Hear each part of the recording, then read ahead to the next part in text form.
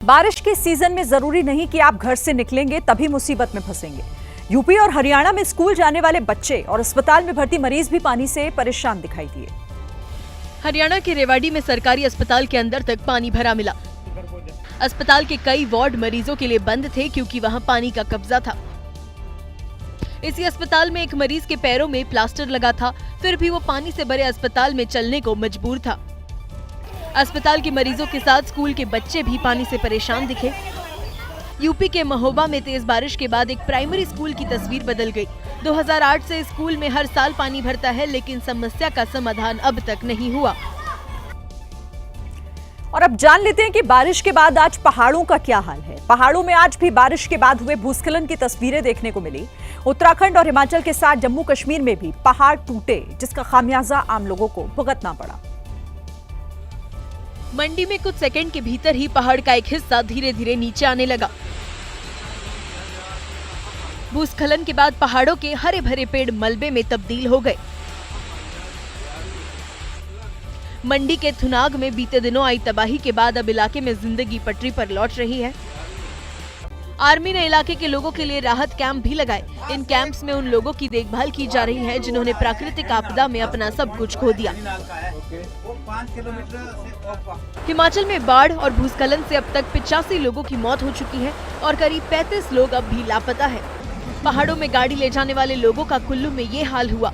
भारी बारिश के कारण मलबा सड़क पर आया और गाड़ी फंस गई। इस तरह जम्मू कश्मीर में भी श्रीनगर उरी हाईवे पर पहाड़ टूटे। हालांकि यहाँ कीचड़ की जगह पत्थर नीचे गिर रहे थे।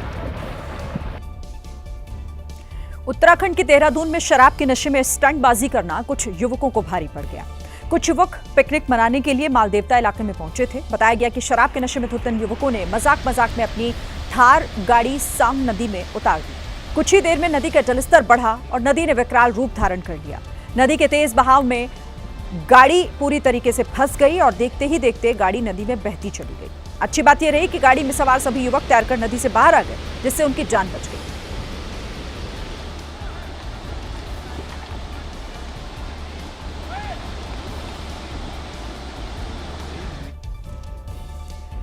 उत्तर प्रदेश में भगवान भरोसे बिजली, ये हम नहीं कह रहे हैं, ये यूपी के ऊर्जा मंत्री ए.के. शर्मा का एक वीडियो वायरल होने के बाद सोशल मीडिया पर लोग यूपी की बिजली व्यवस्था पर तंज कस रहे हैं।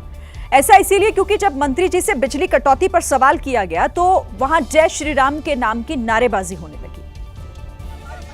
ऊर्जा मंत्री का ये वीडियो यूपी के जौनपुर सुल्तानपुर बॉर्डर का है, जहां पर ऊर्जा मंत्री एक पेड़ मां के नाम कार्यक्रम में शामिल होने पहुंचे थे।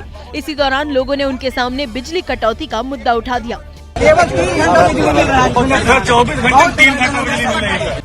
इस सवाल पर ऊर्जा मंत्री अपनी 3 उंगलियां दिखाते हुए समस्या को समझने की कोशिश कर रहे थे। उन्हें लगा कि लोग आगे सवाल नहीं करेंगे, लेकिन पब्लिक अपना दुखड़ा सुनाते जा रही थी।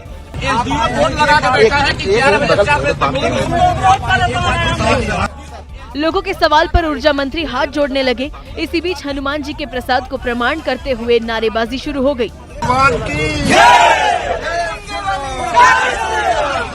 इस नारेबाजी में जनता के सवालों का जवाब नहीं मिला और मंत्री जी जय श्री राम जय हनुमान का नारा लगाकर चले गए।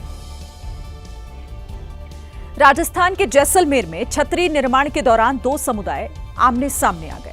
पुलिस की मौजूदगी में भी जमकर पत्थरबाजी की गई, जिसमें कई लोग घायल हो गए हैं। पुलिस वालों को भी पत्थर लगे। हालांकि पत्थरबाजी के बीच पुलिस दोनों पक्षों को शांत कराने में जुटी थी, लेकिन पत्थर चलते रहे। पुलिस वाले भी पत्थरबाजी के बीच खुद को बचाते दिखे। इस तस्वीर को देखिए, एक तरफ बड़ी संख्या में महिलाएं खड़ी थी, दूसरी तरफ पुलिस थी। पुलिस उन्हें रोकने की कोशिश कर रही थी, लेकिन महिलाओं ने कानून हाथ में लेकर पुलिस वालों पर ही हमला बोल दिया। दरअसल ये विवाद छतरी लगाने को लेकर हुआ।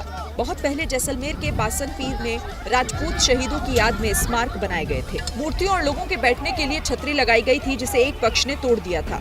जब प्रशासन के साथ मिलकर स्थानीय लोगों ने फिर से शेड्स का निर्माण शुरू कराया तो दूसरे पक्ष ने हमला बोल दिया, जिसमें कई लोग घायल हो गए। बाद में पुलिस ने 20 से ज्यादा लोगों को हिरासत में लिया है। बिहार बंद के दौरान रास्ते में फंसे कुछ लोगों ने दरभंगा में जाम खुलवाकर एम्बुलेंस निकलवाने की गुजारिश की। इस पर आरजेडी के स्थानीय नेता बलदेव राम ने जो कुछ किया और जो कुछ कहा वो वायरल हो गया। हुआ यूं कि दरभंगा के धोई घाट में आरजेडी के सम्मानीय नेताओं का कुनबा बीच सड़क पर जाम लगाकर बैठा था। इससे तमाम गाड़ियों के साथ मरीज लाने जा रही एम्बुलेंस भी फंसी हुई थी। कुछ युवकों ने इसका विरोध किया। लाने जा रहा है, लाने जा रहा है, उसको पास करवाया है। अरे लाने जा रहा है, उसको क्या सबूत देने जा रहा है? बहुत एम्बुलेंस वाला लग रहा है। क्या करने जाएगा? घूमने जा रहा है। इस पर वहां बैठे आरजेडी नेता बलदेव राम ऐसा भड़क गए कि उन्होंने युवक को धक्का देते हुए 1990 में लालू राज वाले अंजाम की चेतावनी दे डाली। ऐसा ना हो पास कर देंगे, 90 वाला लहराएगा ना तो सीधे नीचे रख देंगे, हम लोग बर्दाश्त करेंगे इधर। अब वीडियो वायरल हुआ और नेताजी बयान पर घिर गए, तो फिर उन्होंने अजब सफाई दी। उन्होंने कहा कि पैसा नहीं दिया तो गलत तरीके से खबर फैला दी। अगर से इस तरह का उनका रवैया रहा तो हम न्यायालय में जाकर मनहानि के खिलाफ उनको मैं केस करूंगा उनके खिलाफ में। अब कौन सच्चा कौन झूठा, कैमरा झूठ नहीं बोलता। यूपी सरकार ने ठान लिया है कि जब तक छांगुर बाबा की अवैध संपत्तियों को पूरी तरह से तोड़ा नहीं जाएगा तब तक उसे छोड़ा नहीं जाएगा। आज यूपी के बलरामपुर में एक बार फिर योगी सरकार का बुलडोजर गरजा और बचे हुए अवैध हिस्से को मिट्टी में मिलाया गया। जरा सोचिए, छांगुर बाबा ने धर्मांतरण का धंधा करते हुए कितनी अवैध संपत्ति बना ली थी। ये तो यूपी के बलरामपुर में सिर्फ एक जगह की तस्वीर है, जिसे हटाने में प्रशासन को 3 दिन लग गए। छांगुर बाबा का ये धर्मांतरण लोग पूरी तरह से खंडहर में तब्दील हो चुका है। आप देख सकते हैं आधा दर्जन से अधिक बुलडोजर यहाँ काम कर रहे हैं। जो अगला हिस्सा है और इस समय मैं पिछले हिस्से में मौजूद हूँ। अगला हिस्सा पहले और दूसरे दिन ढहा दिया गया था, ये पिछला हिस्सा है जिसे आज तीसरे दिन ढहाया जा रहा है। यूपी के बलरामपुर में न सिर्फ ये सफेद इमारत गिराई गई, बल्कि छांगुर बाबा का पूरा साम्राज्य हिल गया है। छांगुर बाबा पर आरोप है कि उसके तार विदेशों से जुड़े हुए थे। जांच में ये बात सामने आई कि छांगुर बाबा को 100 करोड़ रुपए से ज्यादा की विदेशी फंडिंग हुई और ये पैसा 40 अलग अलग बैंक अकाउंट्स में डाला गया। सबसे बड़ा सवाल यह है कि जो छांगुर बाबा कभी अंगूठी बेचा करता था, वो इतने बड़े साम्राज्य का मालिक कैसे बन गया? ये जो मज़ार आप देख रहे हैं, यही वो मज़ार है जिस पर बाबा बैठकर नग और अंगूठियां बेचा करता था। पूरे कंपाउंड को देखकर ये समझ सकते हैं कि उसका रसूख कितना रहा होगा।